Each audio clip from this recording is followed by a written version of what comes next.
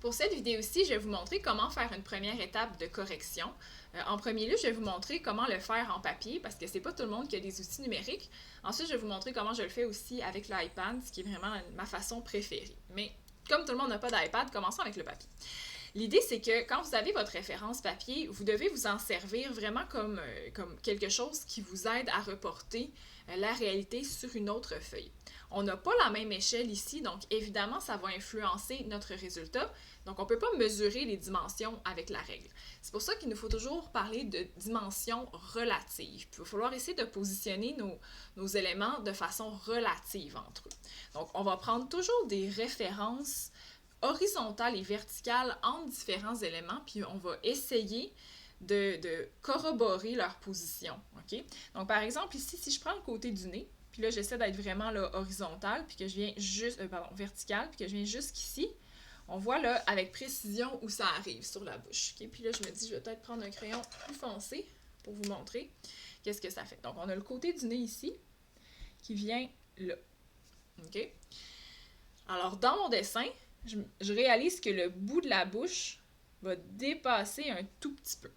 Fait qu'il faut être certaine que c'est la même chose sur notre dessin ici. Donc, si je prends mon nez, là, c'est sûr que pour faire ça, il faut commencer avec un élément de base à partir duquel on construit le reste.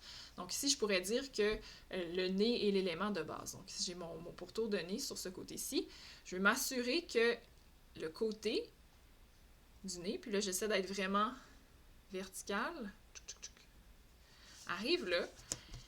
Est-ce que ma bouche dépasse correctement? Puis là, en proportion, j'ai l'impression que ma bouche ici, elle dépasse trop. Donc, je devrais raccourcir un petit peu ici la bouche pour que ça ait l'air plus fin, plus petit.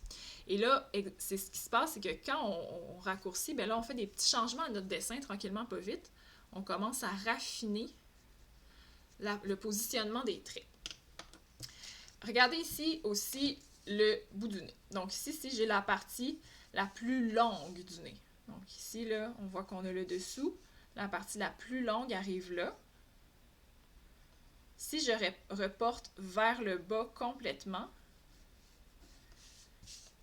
là, je vois que c'est vraiment, vraiment au centre de la bouche. Malgré tout ce qu'on se disait tantôt, là, ça semble être vraiment au centre de la bouche. Peut-être cependant que la partie centrale du nez n'est pas au centre du nez. Donc, on va vérifier quelque chose d'autre dans l'autre direction. Je pense que je vais me prendre un crayon rouge. Voir si ça va mieux, ça. Ouais, je pense que vous allez voir un peu mieux. Donc, si je me prends le côté du nez ici, encore une fois, même chose, je vais aller reporter en bas complètement dans ma bouche. Ça va m'aider, ça, à voir la limite. Et là, ben, ce que je peux me demander, c'est est-ce que ma ligne centrale du nez est au centre du nez? Pour ça, j'ai le droit de regarder avec une règle, si je veux. Et ici, j'ai exactement 5 cm. Puis je réalise que la ligne centrale est en fait à 2,7. Donc, elle est un petit peu décalée. Alors, si j'essaie de couper mon nez ici en deux aussi, puis là, vous pouvez prendre une règle ou pas. Tu sais, moi, j'aime pas utiliser la règle, mais là, aujourd'hui, on parle de photos ressemblance parfaite. Alors, si vous le faites sur papier, la règle est un bon outil. Sur l'iPad, il y a d'autres façons, juste en comparant ce que je vais vous montrer dans un instant. Donc, ici, là, si je détermine exactement la largeur de mon nez, avec mon crayon, donc il semble que mon nez ici fasse 3,8. OK? Donc, si on disait 3,8 par 2, ça donnerait 1,9. Mais là, on a dit que c'était un peu décalé. Donc, il faut s'assurer que le milieu va être un peu décalé par rapport au 1,9, donc un petit millimètre de plus. Ce qui me permet ici de valider que la pointe du nez n'est pas tout à fait sur la ligne centrale. Okay? Alors, si je grossis, on voit que la partie la plus longue du nez est un tout petit peu décalée. Et là, ben, ça va m'assurer ici que quand je fais mon côté de bouche, sur ce dessin-ci, je veux aussi que le centre de la bouche soit en ligne avec la pointe du nez, donc décalé de la ligne centrale. Donc ça va me permettre ici de simplement retravailler la forme de la pointe de la bouche avec une grande précision. Comme ça, pour que ça soit un peu décalé, mais en ligne avec le nez. Donc ici, j'ai mes lèvres. Ensuite, la partie la plus longue de la bouche, de la chair, va être un peu décalée. Et la lèvre du bas aussi, on va sentir que la partie centrale de la lèvre du bas va être à peu près ici. Okay? Donc ça m'a permis d'ajuster le positionnement. Dans l'autre sens, on se disait que le côté du nez arriverait un peu avant la limite de la bouche. Donc ici, si je le dessine, le côté du nez qui arrive ici, avant la limite de la bouche, ça me semble déjà être assez bon comme positionnement. Donc ça me va pour l'instant. Là, ça, c'est comment utiliser là, vraiment ma référence papier pour m'assurer que la taille du nez et la taille de la bouche sont correspondantes entre elles. Okay? Donc, c'est vraiment une façon de le faire. Si je regarde dans l'autre direction, c'est pas toujours évident parce qu'on n'a pas beaucoup d'autres points de référence dans cette hauteur-là. On va quand même l'essayer. Donc ici, je vais déterminer un peu mieux comment mes narines et tout fonctionnent ensemble. Donc si j'essaie par exemple de faire une ligne, ici je constate que mes narines sont vraiment sur la même hauteur, donc ça fonctionne pour ça. Ici, j'ai pas besoin de trop changer quoi que ce soit. Ensuite, on a quand même un espace entre les narines et le bas du nez. Donc, dans ce cas-là, on peut faire une ligne un petit peu plus précise. Donc, à partir du moment où on avait déterminé le bout du nez, je vais commencer tout de suite à mieux tracer mes narines, okay, juste pour avoir une meilleure idée de leur position. J'y vais avec une grande douceur, là. Ici, je ne mets pas de pression, même si j'utilise un 4B. J'utilise un 4B pour que vous voyez bien. Vous, à l'étape où vous êtes, vous devriez peut-être utiliser un H ou un HB. Donc, quelque chose de très faible comme intensité pour pouvoir l'effacer facilement. Ensuite, ben là, j'y vais à l'œil. J'essaie vraiment de faire une forme de côté de nez qui fonctionne. Et là, on évite de mettre trop de lignes. On veut juste les lignes de base qu'on pourra corriger après. Je fais mon nez de l'autre côté. Je fasse un petit peu mes narines s'il était trop haute. Et on a le bas ici. Donc ça là, c'est la forme de notre nez. Jusqu'à maintenant. Je vais retracer un petit peu mieux la forme de ma bouche à partir de ce qu'on a fait. On va se mettre des éléments référence sur notre bouche aussi. Regardez comme les coins. Si je me mets les coins comme ça, là, les coins face à face, j'ai un coin ici. En fait, on veut s'assurer aussi que les coins sont à la même hauteur, ce qui est important. Fait qu'essayez de prendre, de mettre votre ligne de manière vraiment horizontale. Donc, on voit que mon coin de ce côté-ci, là, il arriverait ici, puis il arriverait là. Donc, qu'est-ce qui se passe? On voit qu'en réalité, la bouche de ce côté-ci devrait être un tout petit peu plus haute que de l'autre côté. Vous le constatez, on est en train de parler de millimètres ici, ok?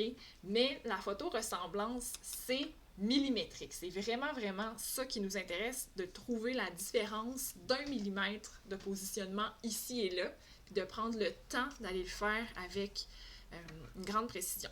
Vous remarquerez que là, on est parti, on a déjà fait une demi-heure pour tracer ça. Moi, je vais vous expliquer la ressemblance, ça va prendre une demi-heure. C'est beaucoup plus long que quand moi, je me lance puis je le fais intuitivement. C'est normal parce que je l'explique, parce qu'on se pose des questions. Mais quand vous allez faire ce processus-là de façon plus fréquente, ben, ça va être plus rapide que ça, là, évidemment. Donc ici, si j'ai mon coin de bouche, ben, je m'attendrais à ce que, comme on disait, ça, j'ai ma petite ligne ici, mon autre petite ligne là, ben, je m'attendrais à ce que peut-être mon coin ici, en réalité, soit un peu plus haut que ce que j'avais fait. Donc, je le retracerai un tantinet plus haut. Ici, on avait déjà le bas de la bouche. Lui, il me semble être à la bonne place. Donc, juste d'avoir ça, ça me permet de retracer avec une meilleure précision tout ça. Jusque-là. De l'autre côté, ligne droite. Petite bosse ici. Et puis là, on commence à descendre en bas, comme ça. Donc ça, c'est ma ligne centrale. Après ça, si on détaille un petit peu mieux le reste de la bouche, ben on a comme une partie qui est un peu plus ronde Ça, c'est notre ligne du bas qui est un peu plus ronde ici, puis qui vient rejoindre de façon assez droite l'autre coin. Donc là, je commence à faire des lignes là, un peu plus précises, mais on va avoir encore des étapes de correction après. Et de l'autre côté, ça aussi, on voit que, oui, il y a un volume, ici c'est un peu gonflé, mais la partie vraiment là, qui est propre à la lèvre semble arrêter bien avant ce que j'avais dessiné. Fait que ça me permet de retransmettre ça comme ça, jusqu'ici. Donc là, j'ai déjà une meilleure forme de bouche. Pour ce qui est du haut de la bouche, même chose, quand je regarde ici, je veux m'assurer que j'ai quand même un bon espace là, juste noir avant que la lèvre se lève puis commence à monter vers là. De même. De l'autre côté, on n'avait peut-être pas rendu la lèvre assez pleine sur le haut. Donc là, ici, ça me permet de le refaire un peu plus bombé jusqu'au coin comme ça. Génial. On va faire la même chose pour travailler les yeux avec un petit peu plus de précision en utilisant toujours la même technique. Donc, on avait établi le côté de notre nez. Donc, on va les mettre dans notre œil ensuite, ici. Donc, on voit que le côté du nez serait là. Ça va nous aider beaucoup. De l'autre côté, on peut aussi répéter la même chose. Donc, c'est sûr que notre nez ici est central dans ce dessin-là, va beaucoup nous aider à créer le reste. Comme on se rappelle, on avait dit que notre ligne, là, elle arrivait au-dessous des yeux ici. Reste à savoir, est-ce que ça c'est parfaitement horizontal? On voit que ça ne l'est pas exactement. Parfaitement horizontal, ça serait comme ça. Fait que ça veut dire que son visage est un petit peu sur le côté. Il faut en tenir compte. Alors, dans ce temps-là, soit vous décidez de reporter tout le visage pour que ça soit vraiment aligné avec votre feuille, ou bien ben, vous décidez de le travailler différemment. C'est pour ça que des fois, la technique de la grille que je vais vous enseigner plus tard permet plus rapidement d'avoir de la précision, mais est justement beaucoup moins dans la compréhension. C'est pas aussi facile de s'améliorer. Fait qu'on va commencer par juste aller s'assurer ici, encore une fois, que nos yeux sont à la bonne place. Donc ici, si j'ai ma règle qui monte comme ça, juste mettre ça de même, ça arrive ici, et là, le bout de l'œil dépasse un peu. En proportion, je suis quand même contente avec ça. Là. Je me dis que ça a vraiment de l'allure, là, que ça dépasse juste comme ça. Ouais. De l'autre côté, la règle arrive ici. T'sais, dans le fond, je revalide un peu les mesures que j'ai faites plus tôt. Donc, ça me semble fonctionner aussi. On va essayer de travailler maintenant avec plus de précision l'œil dans l'autre direction. Alors, on va lui donner une forme peut-être mieux définie, à partir de laquelle on pourra travailler ensuite les méthodes de photoressemblance. Pour ça, je vais changer avec un autre crayon. Ici, j'ai mon Poussemine .7. Je trouve que pour faire les yeux, ça aide souvent d'avoir quelque chose d'un petit peu plus précis. Donc, je vais y aller en me lançant pour le haut de l'œil. Voyez-vous comme ça fait une belle arche. On va juste s'assurer aussi, là, avant qu'on a une ligne assez précise. Donc, quand on avait regardé notre nez, on les avait alignés comme ça. On veut le plus possible, là, je veux juste valider que je me mets des petites lignes ici et là pour continuer à mesurer le parallélisme. Là. Si je regarde ça comme ça. En fait, on voit que c'est assez parallèle. Regardez comme ça. Ça va ensemble. C'est pas si mal. C'est pas si mal. Donc, on voit qu'il y a une toute petite différence, que son œil ici est un tout petit peu plus haut à cause peut-être d'une inclinaison minime. Donc, quand je vais dessiner le bas de l'œil ici, là, on voit que la ligne correspondait peut-être au-dessous de l'œil, ben elle arrive au bas de la pupille. Donc ici, c'est normal qu'on a une petite différence de hauteur. On a un œil qui va être un tout petit peu plus bas que l'autre, okay, par rapport à notre référence. Donc, quand on va dessiner ici, je vais juste me remettre mes lignes. On avait classifié la position avec notre tiers, puis on avait repris un tiers vers le bas. Donc ici, j'irais pour pour la ligne,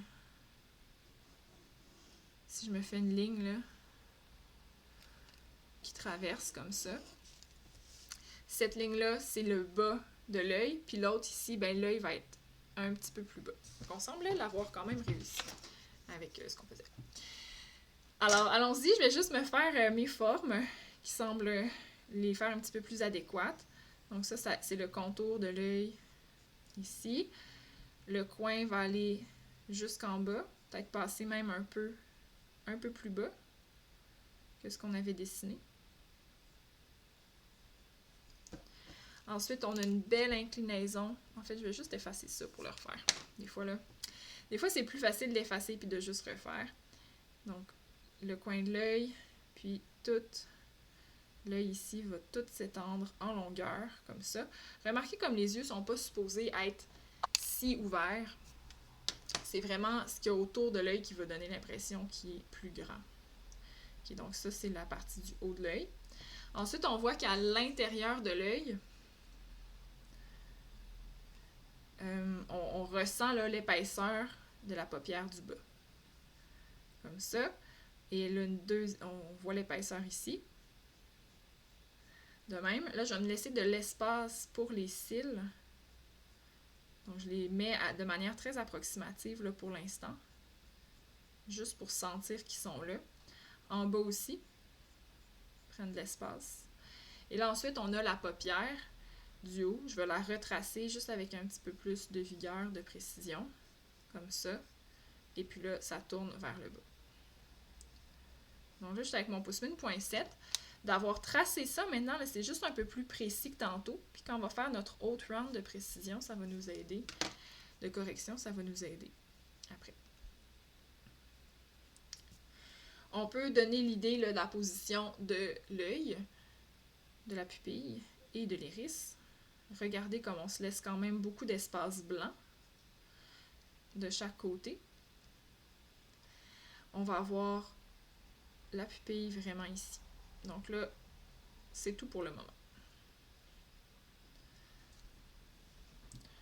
De l'autre côté, on est rendu à ajuster l'œil un peu mieux. Donc on voit que la partie centrale qu'on avait déterminée va être un petit peu plus basse en bas de la ligne que ce qu'on a fait. Donc ça fonctionne. Elle sort à peine ici. Et là, ici, c'est comme si j'avais fait une forme peut-être trop marquée. Donc, je vais aller pour quelque chose de beaucoup plus rond puis plus doux pour le haut de l'œil ici aussi. Comme ça.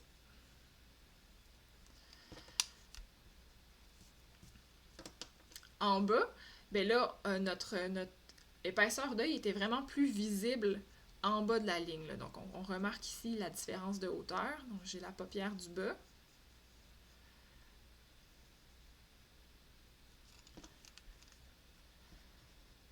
Qui est peut-être pas aussi prononcée que ce que j'avais fait. Donc, je vais juste la refaire un peu plus droite. De même. Puis en dessous, on ressent aussi. On a tous les petits cils. Je me donne l'idée de leur position, mais sans les tracer tout de suite parce que c'est vraiment final. Et là, ici, sur l'œil, on va avoir encore une fois d'autres cils en haut qui vont sortir beaucoup plus. Comme on le sait, cet œil-là est supposé être un peu plus court que l'autre. Donc, on avait... Maintenant, la paupière, ça vient jusqu'ici. Et je vais y aller pour l'œil aussi. Donc, on a la petite peau dans le coin. Et on a l'iris qui est comme ça. Cette fois-ci, le blanc est plus du côté droit. On devrait ressentir qu'elle regarde un tout petit peu vers la gauche avec la pupille ici. Donc, ça semble marcher pour l'instant. Je trouve que cet œil-là est peut-être trop ouvert. Donc, je réduirai un petit peu sa taille ici. Puis ça, de toute façon, on va le corriger tantôt avec notre autre round d'observation. On peut donner un peu plus de détails aux sourcils.